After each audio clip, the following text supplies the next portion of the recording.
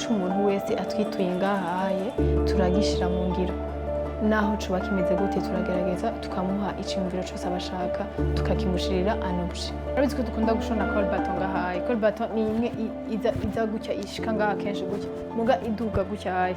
Murabizi ko kenshi usanga ari ve y'inyuma. Umuvyeyi wanje amaze kubona yuko mfise impano iri muri jewe kandi nerekana nagerageza kwerekana uko nshoboye, yambwiye ati mpejeje ntoye concours ku kibazo ca leta yuko azoca muri imashini. Rero novuga ko byanteye intege kubera naciye ngira inguvu nyinshi ndiga cane kugira ngo ntsindire iyo mashini.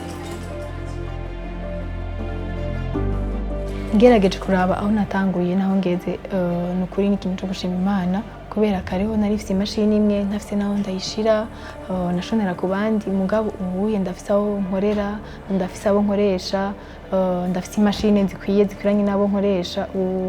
Na jewe ndimo nkaba nkoresha abantu bagera kuri 13. Nibaza ko ico kintu ari intambwe ikomeye cyane. Mubisanzwe iyi kanzu yari yaraheze, urubanza ni samedi, urumva naye nciye kuraba gusa ko iyi ready ndayitware.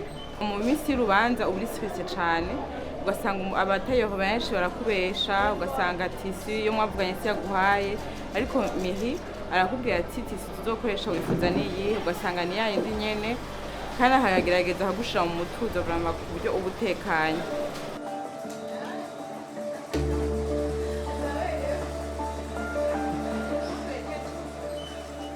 Muri rusangi rero aho dukorera ni ngahaye nkuko nabibabwiye, aho twara dukorera kari akantu gato cyane, kari agashambire kangana nk'uko mugabo Imana yarahezagiye turiyagura.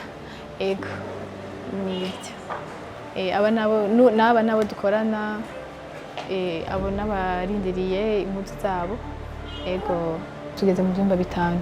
Ico ni ikintu nshimira ko Imana, nshimira ko n'abantu bagiye baratwizera malgré ubuto bwacu kari dufise.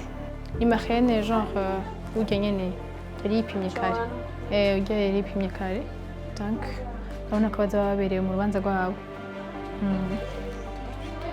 Muri top langa nguno bafitiye igihugu muri kano kazi kacu dukora. Icambere d'importa nk'amatisa mwamwe avuye hanze aza ngahaye kandi nkariha biciye mu mategeko, nkariha ikori biciye mu mategeko. Ikigira kabiri, narahaye akazi abatari bake, kandi muri abo ahanini benshi n'ugwaruka. Nukuvuga bya bindi ugwaruka usanga rutagira akazi, nibaza yuko muri abo bakenegeranije barafise ico bamariye ingo zabo, barafise ico bamariye igihugu. Nanje ubwandi ndafise ico mariye igihugu, ndafise n'ico mariye umuryango wanje. Biragoye kwiyumvira ko wotangura mu gushona. Benshi biyumvira ibindi myuga, kenshi gushona barabisimba gose.